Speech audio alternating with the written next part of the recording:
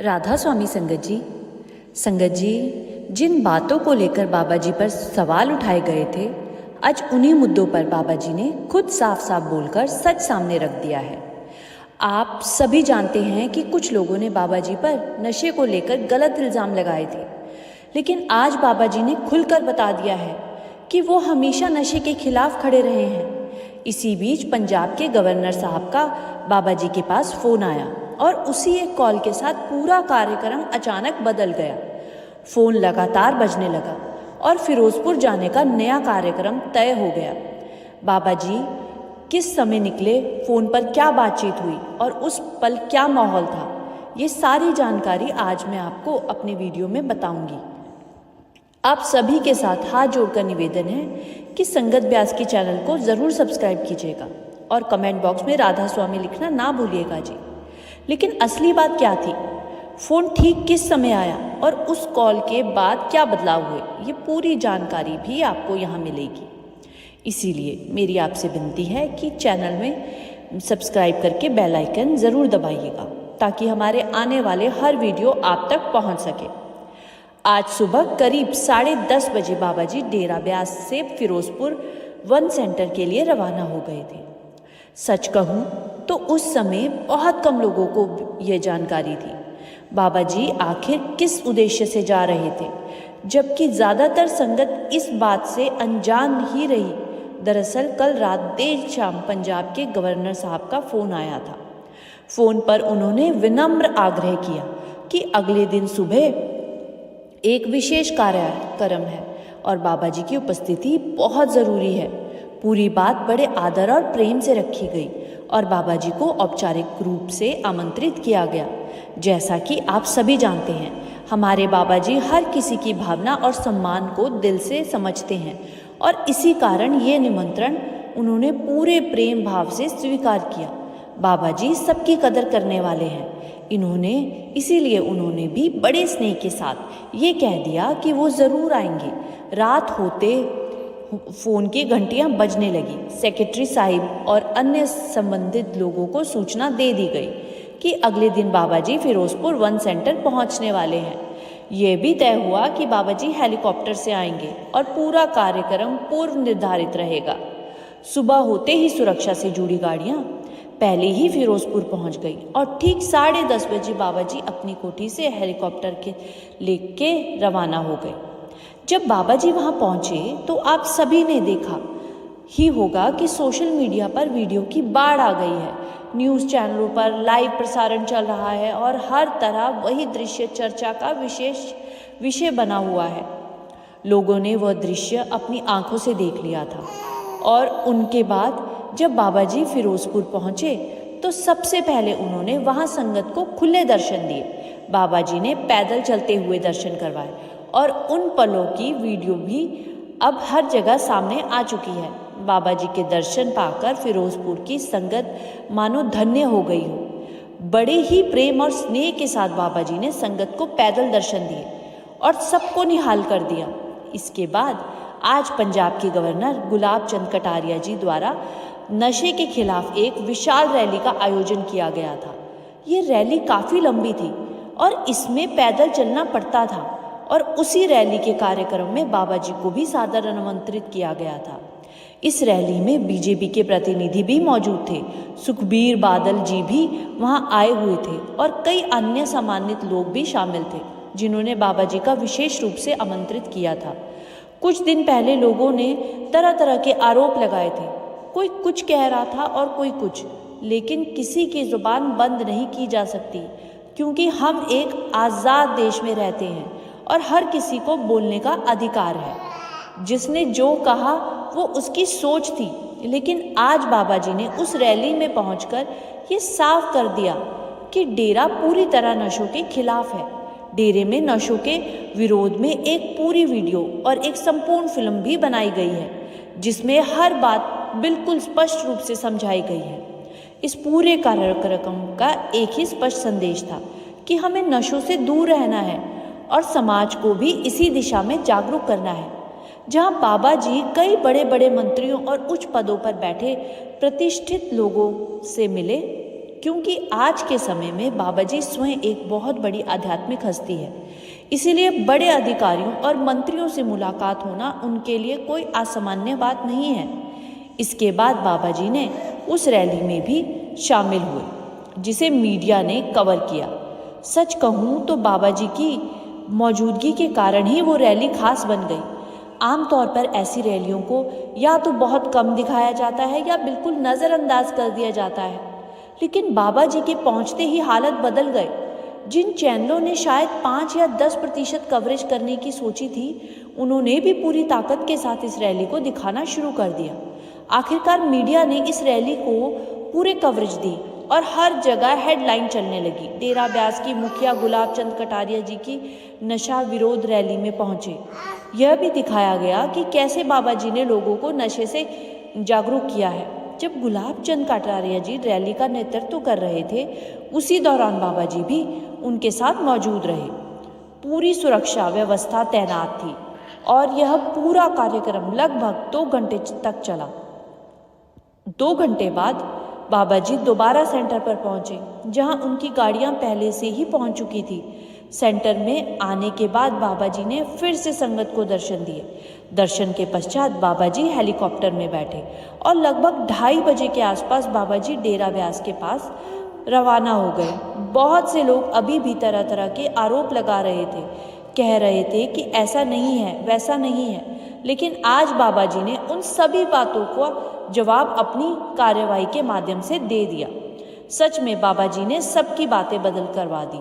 संतों का तरीका अलग होता है, हमें अक्सर जवाब देने के लिए बोलना पड़ता है, जबकि दुआई पेश करनी पड़ती है। लेकिन जो संत महापुरुष होते हैं ना, वो हमेशा अपने कर्मों से ही सब कुछ दिखाते हैं। आज बाबा जी ने वही किया, अपने कर्मों के माध्यम से स्पष्ट कर दिया कि सच्चाई क्या है। देखिए, चाहे कोई भी रैली हो या साधारण कार्यक्रम हो, जब बाबा जी को बुलाया जाता है तो वह निश्चित रूप से पहुंचते हैं। संत महापुरुषों के लिए सभी बराबर होते हैं, वो कभी किसी के साथ संबंध बिगाड़ते नहीं हैं। ठीक है, मजीठिया जी की भी बाबा जी से नज़दीकी है, और अगर वो अपने रिश्तेदार से मिलने गए तो यह बेहद अच्छी बात है। और सबसे बड़ी बात यह है कि आज तक किसी ने पूरी तरह बाबा जी को समझा ही नहीं है, और शायद कोई समझ भी नहीं सकता।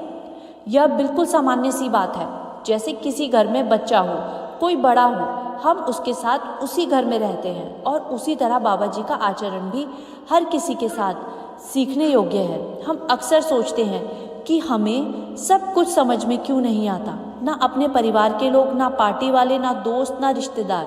लेकिन जब तक हम उसी सृष्टिकर्ता की ओर नहीं रुख करते, उसी के चरणों में नहीं झुकते, तब तक उसकी पूरी तरह समझ हमारे लिए असंभव है। हम हर बात को शब्दों में पकड़ने की कोशिश करते हैं, लेकिन उस महान आत्मा को हमारे शब्दों की कोई ज़रूरत ही नहीं है, क्योंकि वह शब्दों से परे है। इसी कारण हमारे ग्रंथों में लिखा है, जो अनंत है उसे कोई असाधारण ही जान सकता है। इसका मतलब ये है कि उसकी पहचान केवल उसके रूप और चरणों में झुककर की जा सकती है, और जब तक वह कृपा नहीं दिखाता, तब तक हम उसे पूरी तरह नहीं समझ सकते। आज भी रैली में कई लोग, जिसमें बीजेपी के प्रतिनिधि भी शामिल थे, बाबा जी के साथ फोटो खिंचवा रहे थे। बाबा जी हंसते हुए दिखाई दे रहे थे, उनके चेहरे पर संतोष और प्रसन्नता साफ दिख रही थी। सच में बाबा जी ने आज उन सभी की बोलती बंद कर दी। लेकिन कुछ लोग ऐसे हैं जिनका मन कभी शांत नहीं होता, जो हमेशा बोलने की आदत रखते हैं और उन्हें बोलना ही पसंद है। ऐसे लोग हमेशा नई नई बातें ढूंढकर सामने लाते हैं। लेकिन अगले साल फरवरी 2027 में पंजाब में वोटिंग होगी। 2024 में भी संसद और केंद्र सरकार के चुनाव हुए थे, और इससे पहले भी कई बार चुनाव हुए हैं। लोग हमेशा कुछ न कुछ कहने को तैयार रहते हैं, इसीलिए संत महापुरुष हमेशा एक समान रूप से रहते हैं, सभी के साथ बराबरी और समान भाव रखते हैं। बाकी जो लोग अलग सोच रखते हैं, और उनकी सोच को हम बदल नहीं सकते, और ना ही उनकी मर्जी का हम अनुमान लगा सकते हैं। बाबा जी कहते हैं कि ध्यान हमारा अपना भविष्य नहीं है। हमारा ध्यान अपना भविष्य कभी था ही नहीं, वो तो दिया गया है ताकि हम मन को एकाग्र कर सके। बाबा जी कहते हैं कि जैसे हम चलते हैं पानी अपना प्रतिबिंब देख सकते हैं, उसी तरह जब मन एकाग्र होता है तब तन स्थिर होता है, मन स्थिर होगा और हमारा ध्यान अपने आप स्थिर होकर टिकेगा। बाबा जी ने कहा कि जब हम मन या आंखों पर जोर डालने की कोशिश करते हैं ना, तो वो सच्चा ध्यान नहीं आता। कभी कभी हमारे मन में विचार आते हैं और उनमें कोई तस्वीर उभर आती है, लेकिन बाबा जी कहते हैं कि वो केवल प्रोजेक्शन है, ध्यान नहीं। असली ध्यान तब आता है जब हमारा सिमरन पक्का हो जाता है। एक भाई ने बाबा जी से रिसेशन के बारे में लंबी चर्चा की थी और उन्होंने सारी धुन पर अपनी समझ साझा की थी। बाबा जी ने कहा था कि हमें धुन या मंत्र को लेकर किसी प्रकार की जल्दबाजी नहीं करनी चाहिए। उन्होंने उदाहरण देकर समझाया था, जैसे कोई दुकानदार रोजाना अपनी दुकान खोलता है, ये तय किया करता है कि ग्राहक आए या ना आए, दुकान रोज खुलेगी ही। उसी तरह हमें भजन और सिमरन लगातार करते रहना चाहिए, और चाहे सुनाई दे या ना सुनाई दे, क्योंकि वो शब्द हमारे भीतर लगातार बज रहा है। सुनाई ना देना इसीलिए होता है क्योंकि हमारा मन पूरी तरह एकाग्र है ही नहीं। जब हमारा मन एकाग्र हो जाता है, एकाग्रता पक्की हो जाती है, तब हम उस धुन की तीव्रता को समझ पाते हैं। जब मन पूरी तरह एकाग्र होता है, तब हम धुन को भी अच्छी तरह सुन पाते हैं। एक बहन ने भी बाबा जी से पूछा था कि बाबा जी, जब मैं पाठ करती हूँ तो मुझे बहुत नींद आती है। बाबा जी ने भी मुस्कुराते हुए कहा था कि सच में ये सबको होता है। उन्होंने आगे समझाया कि पहले हमें ये जानना चाहिए कि नींद क्यों आती है। जब हम अपने जीवन की उलझने और दुनियादारी में फंसे रहते हैं, तब मन शांत नहीं रहता, लेकिन जैसे ही हमारा मन स्थिर और शांति से भर जाता है, नींद अपने आप आने लगती है। बाबा जी कहते हैं कि यह नींद हमारे मन की तसल्ली से जुड़ी होती है। जब चेतना उठती है और मन को शांति मिलती है, तभी नींद आती है। इसके बाद बाबा जी ने ये भी बताया कि हमें लगातार प्रयास करते रहना चाहिए और अपने मुकाम की ओर बढ़ना चाहिए। किसी ने सवाल किया कि मेरा कोई सवाल नहीं है। बाबा जी ने फिर कहा था कि बेटा, ये ठीक है, पर दुखों और परेशानियों के बीच भी सोच अच्छी होनी चाहिए। इन सभी बातों को हम अपने कर्मों में जाहिर करें। जब हमें अपने कर्मों में इन चीज़ों को प्रकट करते हैं ना, तभी हमें वास्तविक अनुभव और तसल्ली मिलती है। अगर हम अपने तनाव और चिंता में फंसकर बैठे रहेंगे तो कोई भी समाधान नहीं मिलेगा। बाबा जी ने समझाया। एक बहन ने पूछा कि बाबा जी, मेरे मम्मी पापा मेरे भविष्य के लिए बहुत टेंशन लेते हैं। बाबा जी मुस्कुराते हुए कहते हैं कि टेंशन लेने से क्या ही हासिल होता है, समस्या तो वैसी ही रहनी है। बेहतर यही है कि हम अपने घर का माहौल सकारात्मक बनाए रखें। अगर हमें तनाव लगे तो हम भी उस समस्या का हिस्सा बनकर रह जाएंगे। फिर बाबा जी ने बहन को बड़े प्रेम से समझाते हुए कहा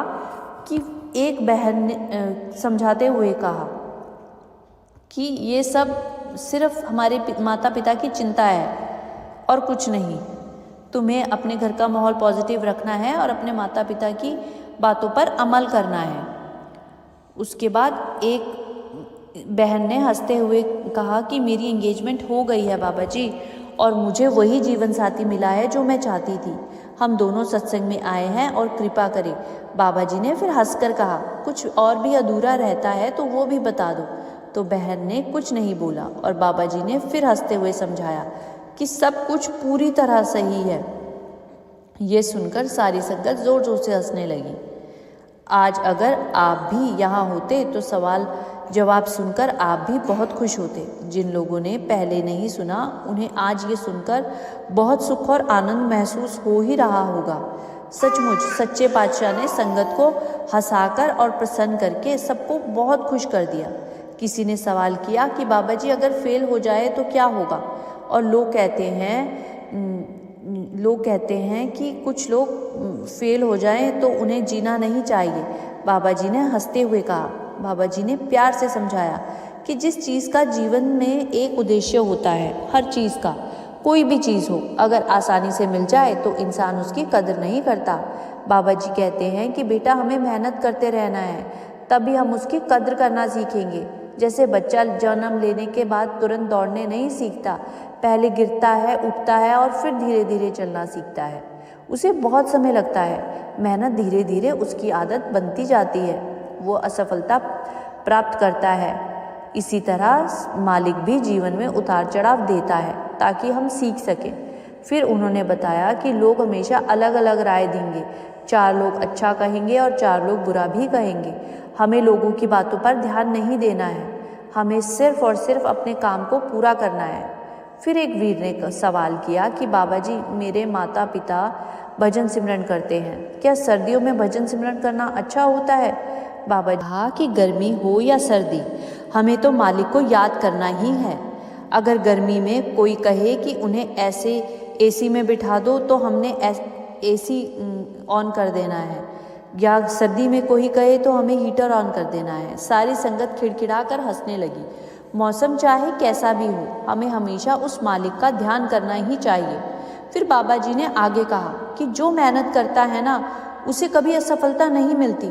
जैसे आज वीर ने 50 बार लाइन में अभ्यास किया तो उसे जवाब ज़रूर मिला। उस समय बाबा जी का चेहरा मुस्कान से चमक गया। संगत ने देखा कि जैसे वीर ने कहा कि कोशिश करने वालों की कभी हार नहीं होती, और बाबा जी ने मुस्कुराते हुए उसे स्वीकार भी किया। फिर बाबा जी ने हंसते हुए कहा, बीबी भी अच्छी है, सास भी अच्छी दी है और समझाया भी है।